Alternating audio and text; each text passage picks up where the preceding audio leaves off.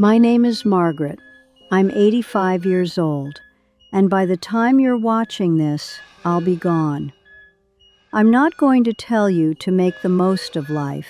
You've heard that too many times already, and you're still doing the same things. I'm going to tell you something worse. I also thought I had time, and look at me now. If you're expecting a sweet, regretful, grateful old lady, turn this video off. I'm not that woman. I'm 87 years old. I'm tired. And for the first time in my life, I don't feel like trying to please anyone. So I'm going to speak. When I was 32, I left a man who truly loved me. Not because he was bad, not because he treated me poorly. I left him because he didn't make me feel like I was enough. He wanted a simple life. I wanted something bigger, more intense, more exciting, or so I thought. I remember the exact day I left. It was raining. It's always raining in important memories. He helped me carry my suitcase down the stairs. He didn't cry. That's what bothered me the most. Before I closed the door, he said, "If you ever get tired of running, I'll be here." I thought, poor thing, he doesn't understand life. I understood it, of course. For years I felt invincible. I worked, traveled, loved badly and quickly. I was the interesting woman, the unattached one, the one who always had a story to tell.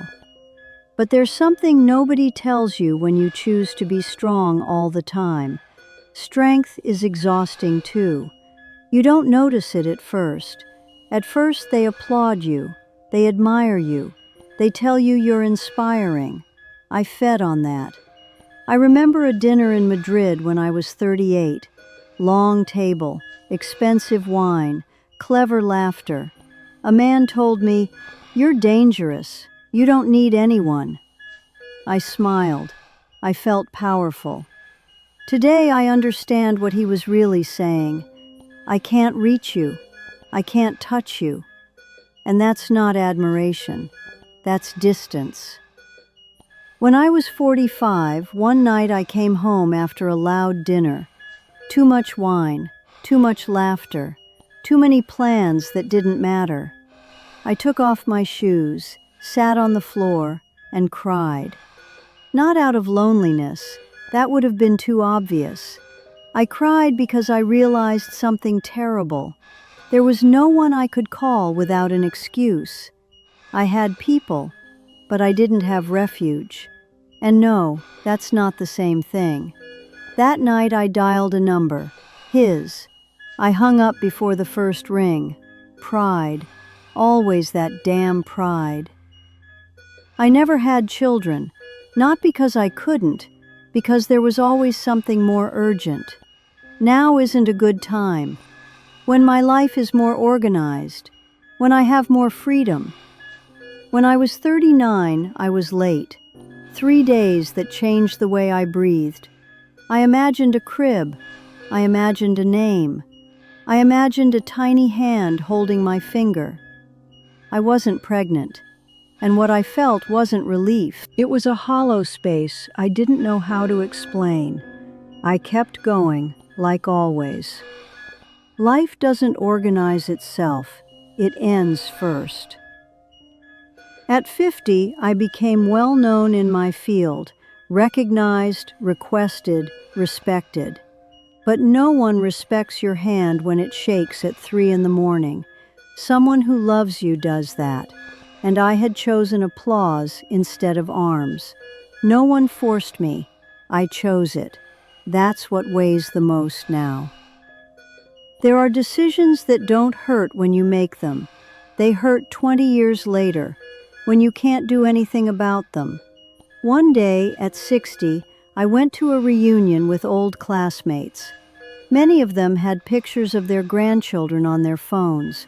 They talked about birthdays, family dinners, ridiculous arguments they now laughed about.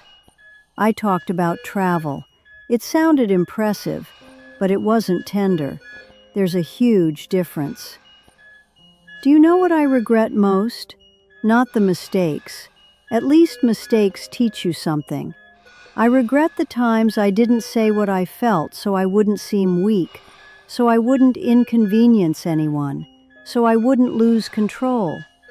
Once that man told me, "I just want you here. I don't need anything else." And I answered, "That's not enough." Today I would give whatever I have left to understand what he understood back then. 3 years ago, I found an old photograph. Him and me, sitting on the floor, eating bread with olive oil. Nothing special, nothing memorable, and yet everything was there. I looked up his name. Too late. He died peacefully, they told me, with family around him. I was happy for him. Then I turned off the light and understood something that cut through me slowly like a knife. I had lived exactly the life I chose, and still I had lost. Not because I failed, because I calculated. Calculating too much is another way of not fully living. Here, in this bed, no one asks what I achieved, or where I traveled, or how many people admired me. Here, the only thing that matters is who sits beside you when you have nothing left to offer, and that you can't improvise at the end. 2 weeks ago, an old friend came to see me. She's my age. She has children, grandchildren. She complained about being tired, about the noise, about the chaos. Then she said something without realizing it. "I'm exhausted, but I wouldn't change a thing. I'm rested, and I would change a lot." That sentence lodged itself inside me. She said it laughing, hair messy, dark circles under her eyes, but her eyes were full. When she left, the room returned to silence, and silence, when you don't have someone who needs to break it, is deafening. That night I couldn't sleep. An image came back to me unexpectedly. Me, 34 years old, standing in front of a crib in a store. I remember it perfectly. White, simple, nothing luxurious. I ran my hand over the wood as if someone were already inside. The saleswoman asked, "Should I put it on hold?" And I said, "Not yet." Not yet. Those 2 words defined my life. Not yet, children. Not yet move in with him. Not yet quit this project. Not yet commit fully. Always waiting for the perfect moment, as if life were an automatic door that opens when everything aligns. It doesn't open, it closes. I'm going to tell you something I never told anyone. At 36, I got pregnant. It wasn't planned. It wasn't a tragic accident either. It was unexpected. The man I was with didn't want children. I did.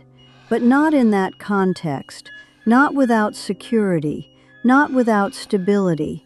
Not without guarantees. I remember sitting on the bathroom floor, test in my hand. I didn't cry. I thought too much. 3 days later, I made a decision. Don't ask which one. That's not what matters. What matters is that ever since then, every time I see a child around that age, I do the math. They would be 30 now, 35, 40. There are decisions you make in minutes that stay with you for life. Years later, I dreamed about a daughter. She had my nose and the eyes of that first love. In the dream, she said, "It wasn't the perfect moment, but it was me." I woke up with a physical ache in my chest, not guilt, absence.